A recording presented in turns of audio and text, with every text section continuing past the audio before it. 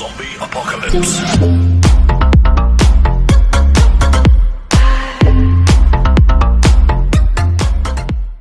Hi, it's David here.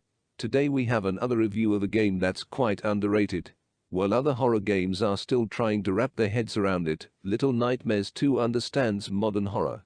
The Babadook, Midsommar, Get Out, Hereditary, these modern horror classics have eschewed jump scares and gore in favor of slowly building chills, unsettling atmospheres, and a constant sense of dread. Little Nightmares 2, much like its predecessor, weaves all of these feelings through its gameplay, while others in the genre are still focusing on things that go bump in the night. Speaking of wrapping your head around things, Little Nightmares 2 serves up what I'm pretty sure even in early February will be my biggest video game scare of the year. You play as a small boy, Mono, trying to make his way through a world full of oversized, monstrous grown-ups, and one of these grown-ups is a strict elderly schoolteacher. That alone is enough to make me scared, so imagine my terror when her neck starts to slither out from her shoulders with a deeply sinister twitch. The only way to survive is by hiding or outrunning her, while she tries to gobble you up like a snake. Eventually, it becomes a little overused and loses its sting, but the game always seems to know when a monster's terror has become diluted and shuffles them out for a new beast. There are a few times when it holds on for just a bit too long, and the once terrifying creature becomes just a bunch of annoying pixels you are sick of escaping, but for the most part the balance is right. Even when the game over-eggs it a bit, you have to give it credit for how much variation it squeezes into levels which, at first glance, seem incredibly similar. It's hard to find a screenshot that doesn't have a grayish-blue hue, deliberately underlit, with one small glow around the player character and something ugly and lumpy looming in the shadowy background. It commits to this aesthetic in nearly every frame, and just looking at the images in isolation, you'd be forgiven for thinking the art style would get old after a while. However, thanks to some intelligent level design puzzles and a relatively short runtime, it never really does. This is helped by the fact the set pieces are so strange and compelling that they become the center of attention. As well as the snake-necked schoolteacher, there's the old horror staple of the walls of grabbing hands, as well as a bizarre puzzle where you need to find different chess piece toppers to complete the set. The king's topper, rather than the wooden ornament, is instead a possibly once living puppet boy, slumped over the chess piece, eyes closed, limbs roped in place, with a small yellow crown on his head.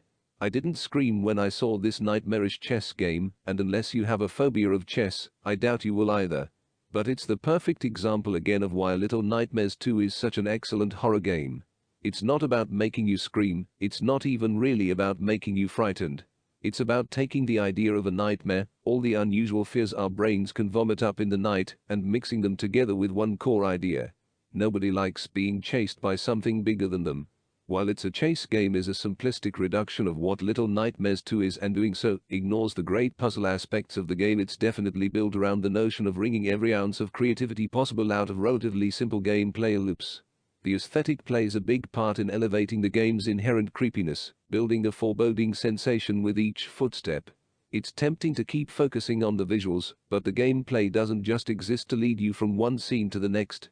It offers very little instruction or handholding, apart from a literal handholding mechanic with your partner, Six, but that suits the eerie tones, and such trust in the player is welcome. Six is basically there to help you complete puzzles, give you general hints when you're stuck, and protecting her drives a lot of the narrative, loose though it may be. Little Nightmares 2 makes the most of open spaces. Since it's a 2.5D affair, there are times when you can wander off into the background and explore, sometimes finding hidden collectibles or Easter eggs nestled away. There are still limits to this. The camera remains fixed, and eventually you hit an invisible wall, but it makes the levels feel more like actual places, and not like simple A to B through-lines, as some sections can feel like in other side-scrollers. The puzzles make the most of space too, though in a very different way.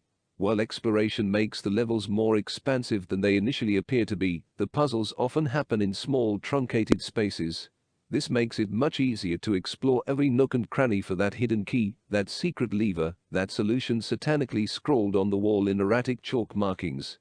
As a result, even the more elaborate ones never get too frustrating, because you always know the solution is here somewhere. Unfortunately, whether it happens in big spaces or small spaces, the combat is pretty bad. Thankfully, it's used sparingly, but if you ever have to fight your way out of a situation, prepare to be endlessly frustrated. That's because all the melee weapons you're provided with are too big for you, so you have to drag them across the floor, heave them up, then crash them down. With some enemies swarming you or jumping at you rapidly, it's just too slow. Little Nightmares 2 gets most things right, from the unsettling atmosphere and brilliant character design to the fascinating puzzles, but the combat is a swing and a very slow miss. It's a game which pulls you into the shadows, knowing how to get scares without slapstick horror. It hits on a lot of the same notes throughout and often the same notes as the original, but it plays them so well that it never feels repetitive. Making brilliant use of your partner. 6. Little Nightmares 2 builds on the first game well, but mostly sticks to what it knows best to great effect. Hope you liked this video. If you did, do press the thumbs up button, share it with your friends, and do not forget to subscribe. We shall meet soon. Till then, peace.